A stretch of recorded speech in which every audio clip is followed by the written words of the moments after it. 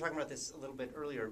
The idea of automating processes when possible is something that we've been doing as a society for 20, 30 years. And we were talking about customer service representatives and the way that they, I talk about this, here's a plug, I talk about this in my book because it's one of the most depersonalized kind of jobs imaginable. It's completely dehumanizing. Everything about it is scripted. And it turns out to have profoundly negative health effects because you have no autonomy. You are on a timer. I mean, you've heard about these customer service scripts, but they are on a timer so that they have to kind of get that call over in a certain amount of time.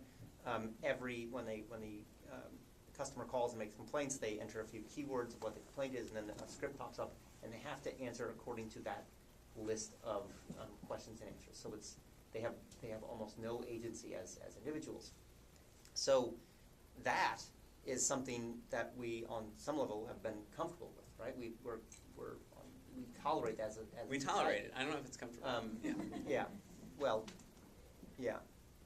I mean, we're comfortable with it in the sense that we convince ourselves not to think about it. Right.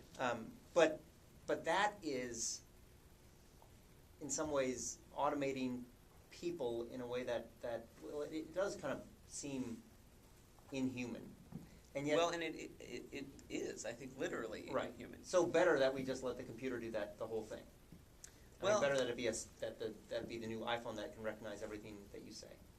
I mean, what the remedy is, I think, is obviously a much more complicated question. But I think there is something like very wrong about calling someone on the phone who then is putting keywords into a search box. I have the ability to put keywords into a search box directly, so I don't need to call some guy and ask him to do that and read me what shows up on his computer terminal. And so, I mean, I think that in the lens of the Turing test is what I find so eerie about talking to customer service representatives, is that they're typing what I say into a computer and reading what the computer tells them to say to me. So you basically have chatbot software running on a human brain. The actual person as a person is not involved. Yeah. That I think is extremely unsettling. So when you have the sense that you're not really talking to someone, it's because you aren't. This is a Turing test failing conversation. Right. And you in the book you talk about how you work so hard to make a human connection in those situations. Right. And I forget the term you use for it, but there's a way that you're fighting your way towards them recognizing that you are a real human being who has real needs and to be taken seriously and somehow break the script. Right. You want to. What is the term that you use actually to talk about those first moments of an encounter where it's completely formulaic and the book. Yeah, exactly. Right, the book. Yeah, and so I think that is part of the challenge is to throw any sort of wrench into the equation. Like ask them how hot it is where they are. So I was signing up for a new credit card and I asked the person what the weather was like, and I got this huge riff on how they'd never seen the ocean. It's like, that's incredible. And I'm likely to imagine that if their supervisor was listening in on that call, they would have gotten some sort of demerits for it. Right. And this is what in the contest between Kasparov and Deep Blue, the IBM chess playing machine, he would do the same thing, right? He would learn to not play according to those first few moves. He would not play according to everything that he had learned and everything his skills told him the way he should play. He would do something stupid in some ways, something that an amateur would do, so that the computer couldn't recognize it as a gambit. Exactly, and that was his strategy. It didn't exactly work though. Not in the long run, but yeah, he did pioneer this thing that briefly came to be known as anti-computer chess, where you make several moves completely at random and then find yourself in this totally bizarre situation and then start thinking. And to understand why that would ever be a good idea for someone at that level of play, we should probably take like 60 seconds and explain how chess supercomputers work. 60 seconds? Well, I'll see what I Do can it. do. Do it. I'll see what I can do. Yes. So setting aside the actual, algorithm that's searching through all the possible moves and counter moves, setting aside how that works, it comes up with some result and says, this is the move that I want to play in this position. Well, naturally, every game of chess starts from the very same board. The pieces are all lined up. So it seems like an awful waste of electricity to make the computer do that every time it starts off a game, thinking about move, counter move, and coming up with its first move.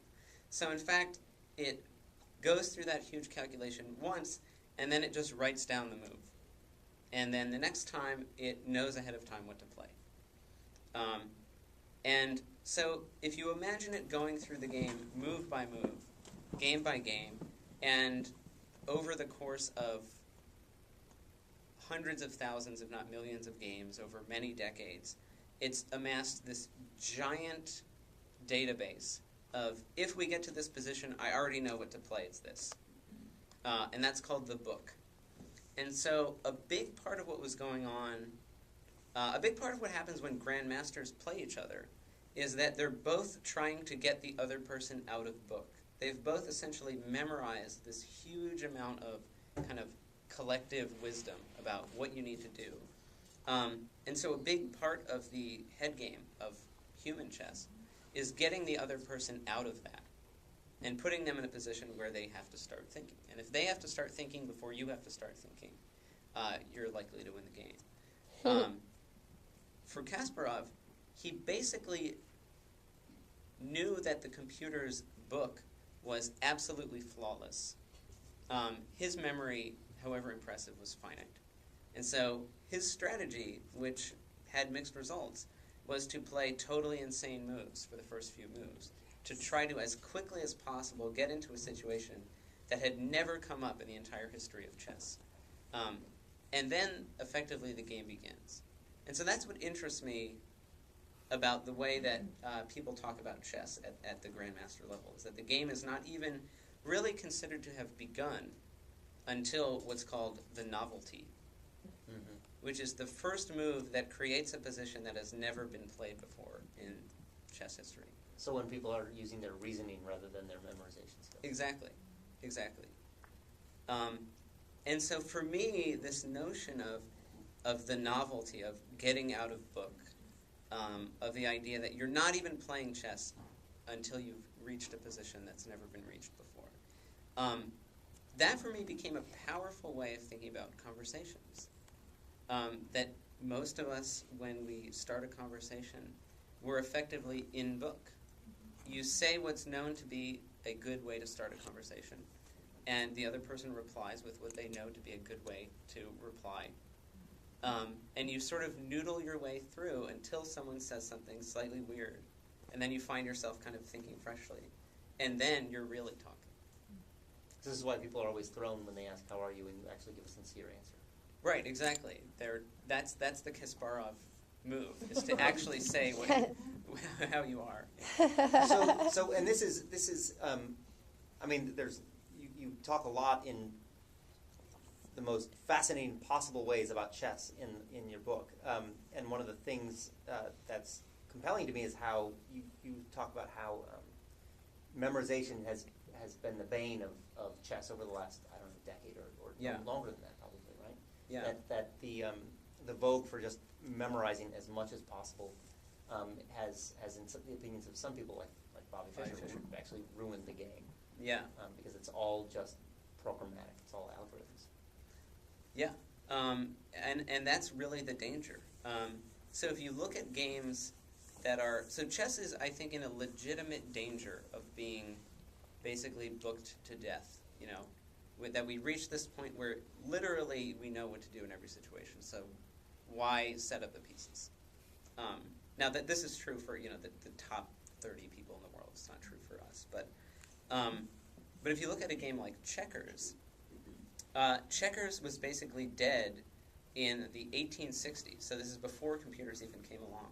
the opening book of checkers was so well established that at the 1863 Checkers World Championship. So there was such a thing as world championships in checkers then. Yeah, which there Checkers was sort of, we don't follow it on ESPN or anything nowadays. But yes, in the 1860s, the World Championship of checkers was being contested in Glasgow, Scotland, between James Wiley and Robert Martins, the arch rivals, and they sat down to a 40-game series, and 21 of the 40 games that they played were the same game.